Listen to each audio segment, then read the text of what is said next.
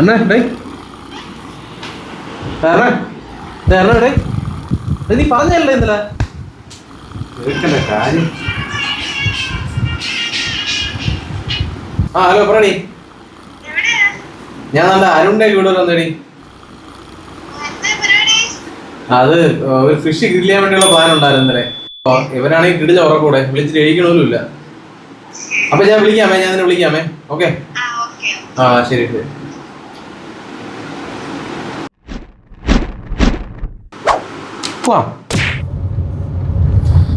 നേരം വെളുത്ത് വരുന്നേ ഉള്ളൂ.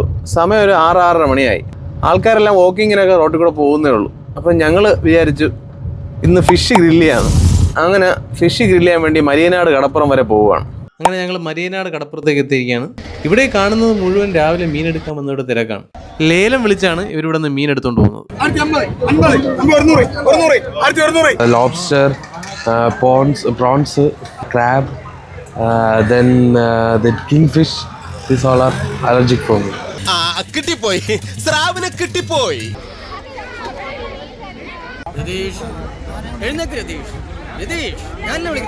മരിയനാട് കടപ്പുറത്ത് നിന്ന് ലേലം വിളിച്ച് 1300 രൂപയ്ക്ക് പിടിച്ച മീനാണ്. കൊടുവ എന്നാണ് ഈ മീനിൻ്റെ പേര്. നമ്മൾ രാവിലെ തന്നെ കടപ്പുറത്ത് പോയി മീനൊക്കെ എടുത്ത് ഗ്രില്ല് ചെയ്യാനുള്ള പരിപാടിയിലാണ്. അപ്പോൾ ഗ്രില്ല് ചെയ്യാനുള്ള സ്പോട്ടിലോട്ട് നമ്മൾ പൊയ്ക്കൊണ്ടിരിക്കുകയാണ്.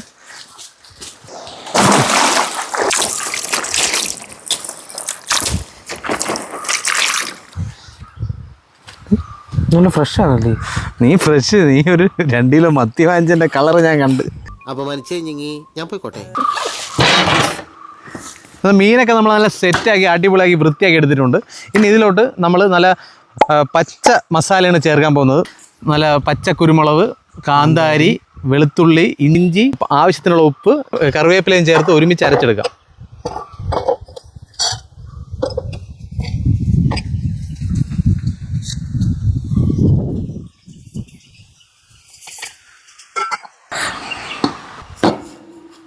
ഇപ്പം നമ്മൾ മീനിലേക്കുള്ള മസാല റെഡി ആയിട്ടുണ്ട്. ഇനി മീനിലേക്ക് ഇത് തേച്ച് പിടിപ്പിക്കണം. നമ്മൾ മീനിലോട്ട് മസാല തേക്കുമ്പം അതിന് കഴിക്കാൻ വേണ്ടിയുള്ള ഒരു മീനാണ്. അപ്പോൾ നമുക്ക് ഒരു കുറച്ച് സ്നേഹത്തോടെ അതിന് അനുവാദം വാങ്ങിക്കണോടെ. അപ്പോൾ നമുക്ക് ഇങ്ങോട്ട് തേക്കാം. എൻ്റെ കൈ നീറി ഇന്ന് പൊടിയും, കാരണം കയ്യിൽ ഗ്ലൗസ് കൊണ്ടുവരുന്നെങ്കിൽ കുഴപ്പമില്ലായിരുന്നേ.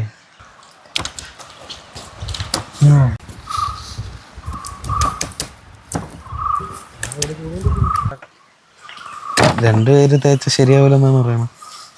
രണ്ടുപേരും തേച്ച് ശരിയാവില്ല. ഒരാളെ തേക്കാൻ പറ്റുമല്ലേ. കുറച്ച് നാരങ്ങ നീര് ഇതിലോട്ട് പിഴിഞ്ഞ് വീത്തി കൊടുക്കാം.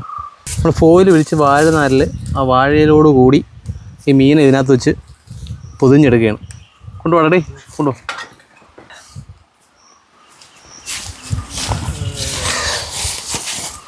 വേട വൈ അത്താണ് ഒപ്പു തൊട്ടല്ലേടാ. നമ്മൾ മീനിൽ മസാലയൊക്കെ പുരട്ടി വാഴയിലേക്ക് പൊതിഞ്ഞ് നമ്മൾ കുറച്ച് നേരം മാറ്റി വയ്ക്കുകയാണ് ഈ മസാലയൊക്കെ ഒന്ന് പിടിക്കാൻ വേണ്ടി. അപ്പോഴേക്കും നമ്മൾ ഈ കനലൊക്കെ ഒന്ന് സെറ്റാക്കാം. വെക്കട്ടെ? ആ ഓക്കെ. നമുക്ക് കുറച്ച് നേരം ഒരു സൈഡ് വേവിക്കണം. അത് കഴിഞ്ഞിട്ട് നമുക്ക് തിരിച്ച് വെച്ച് വേവിക്കാം. ബ്രോ സവാള സവാള ഓണിയൻ സവാള കിരി നല്ല രുചിയുണ്ട് കളയാം.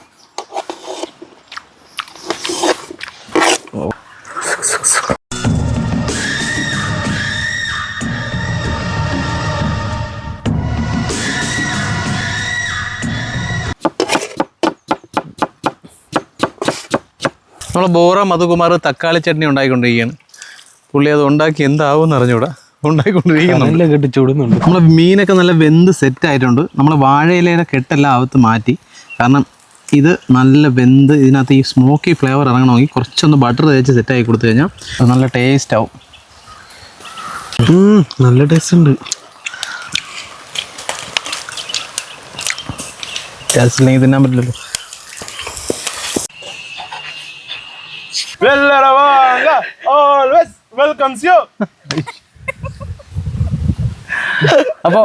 അപ്പോൾ നമ്മൾ ഈ ചുട്ട് റെഡിയായ ഈ ഗാർണിഷ് ചെയ്ത് വെച്ചിരിക്കുന്ന മീനിലേക്ക് ഈ നാരങ്ങ പിഴിഞ്ഞ് വെത്തുകയാണ്. Why you are so obsessed with that eye, bro?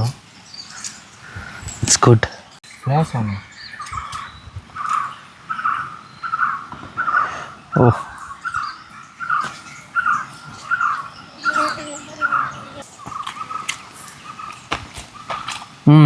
ആ ചട്നി കൊണ്ട് നീക്കി.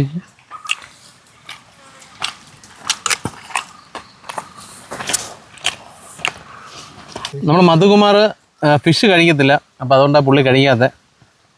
പുള്ളി ഫിഷിനോട് താല്പര്യമില്ല. പുള്ളി ഫിഷ് കഴിച്ച് ശീലിച്ചിട്ടില്ല, അതുകൊണ്ട് ഫിഷ് കഴിക്കത്തില്ല പുള്ളി. How was the taste, sir? Oh nice, very nice. Your chutney also very good. Thank you. Suits with it. Sweet. I think more needs spicy that chutney, right? Kandar is not there that much. നല്ല juicy ആയിട്ടുള്ള മീനാണ്. കൊടുവ എന്നാണ് ഈ മീനിൻ്റെ പേര്. പറ്റുമെങ്കിൽ ഈ മീൻ തന്നെ വാങ്ങിച്ച് ഗ്രില്ല് ചെയ്യാൻ നോക്ക്, സൂപ്പർ സാധനമാണ്. ഓ സംഭവം സെറ്റാണ്. എല്ലാവരും ഒന്ന് പറ്റുമെങ്കിൽ ട്രൈ ചെയ്ത് നോക്ക്, കിടില സാധനമാണ്. Madhu, we are sorry about you man. No problem, sir. I don't eat that.